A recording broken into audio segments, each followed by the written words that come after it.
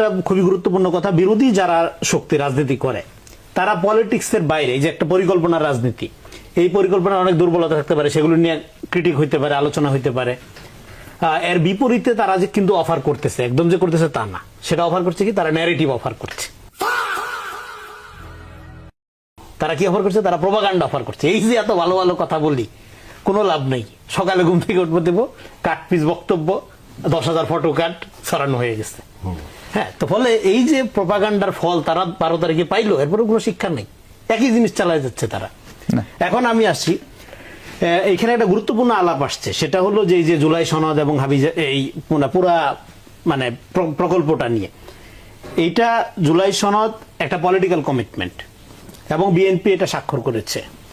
আমরা বারবার বলেছি বিএনপি যেভাবে স্বাক্ষর করেছে সেইভাবেই তার ইস্তেহার প্রণয়ন করেছে, মানে উইথ নোট অফ ডিসেন্ট।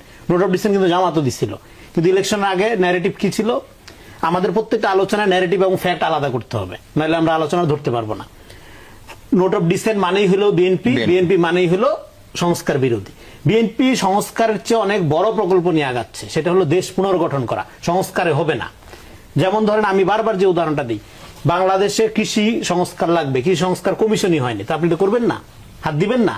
তার মানে সংস্কার, এই যে তাবিজ তত্ত্বাবধায়ক সরকার বানাইছে 84টা, এর বাইরে কি আর কোনো সংস্কার দরকার নেই?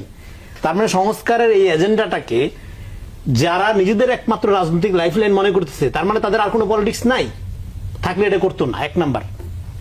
2 নাম্বার হইল, এইটা একটা political commitment, not legal entity. সরকার কি অধ্যাদেশ জারি করছে না জারি করছে এটা দেখার তো দরকার নেই বিএনপি, কারণ বিএনপি জনগণের সাথে কমিটেড।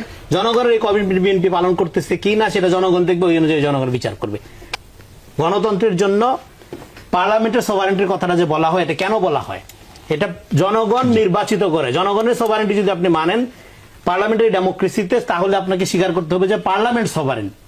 এখন পার্লামেন্টের সদস্যকে জনগণ সমস্ত বিষয়ে আইন করার এখতিয়ার দিয়ে নির্বাচিত করে, একজন পার্লামেন্ট মেম্বারকে। আর গণভোট একটা বিষয়ের উপর নির্বাচিত হয়েছে, এটা 60% না, 100% ম্যান্ডেট থাকলেও সেটা পার্লামেন্টের ক্ষমতার চেয়ে সুপারসিড করে না, কম। এটা কাণ্ডজ্ঞানে বোঝা যাবে। কিন্তু আপনি এই গণভোট বিরোধী বিএনপি জনগণের রায়কে উপেক্ষা করছে, এই যে ন্যারেটিভ বাজারে ছাড়ছেন, এটা তো বেশি দিন বাঁচবে না। এই ন্যারেটিভ গণভোটের রায়ের আগেই জুলাই সনদের ব্যাপারে বিএনপি স্বাক্ষর করেছে, টিপ টিপ বৃষ্টিতে আপনারাও করছেন, শুধু এনসিপি বাদে। তাহলে এটা political commitment BNP political commitment, তার পলিটিক্যাল আপনার যে জনগণের সাথে যেভাবে সে ওয়াদা করছে এবং যেভাবে সে ইস্তেহার প্রণয়ন করছে, এর মধ্যে আপনি কোনো অসামঞ্জস্য দেখাইতে পারবেন। আপনি দেখাইতে পারেন বিএনপি যে জুলাই সনদে স্বাক্ষর করেছে, ওই যে টিপ টিপ বৃষ্টিতে আমরা অতিথি ছিলাম, সেইটা এবং তার যে ইস্তেহার, এটার মধ্যে যদি কোনো অসামঞ্জস্য দেখাইতে পারেন, কথা বলা সাইডা দিব, কোনো অসামঞ্জস্য নাই। তার মানে তারপরে এখন এই প্রোপাগান্ডা কেন? এখন এই প্রোপাগান্ডা কারণ হলো আপনার বেসিক্যালি কোনো রাজনীতি নেই। আপনাকে তো অফার করতে পারতে হবে, আপনার তো বেটার, আপনার পলিসির বিরুদ্ধে আপনার তো পলিসি থাকতে হবে না। আপনি পাইছেন প্রোপাগান্ডার পথ, এবং প্রোপাগান্ডার পথের একটা রেজাল্ট আপনি 12 তারিখে পাইছেন, আগামী দিনে আরো পাইতে থাকবেন, অসুবিধা নেই।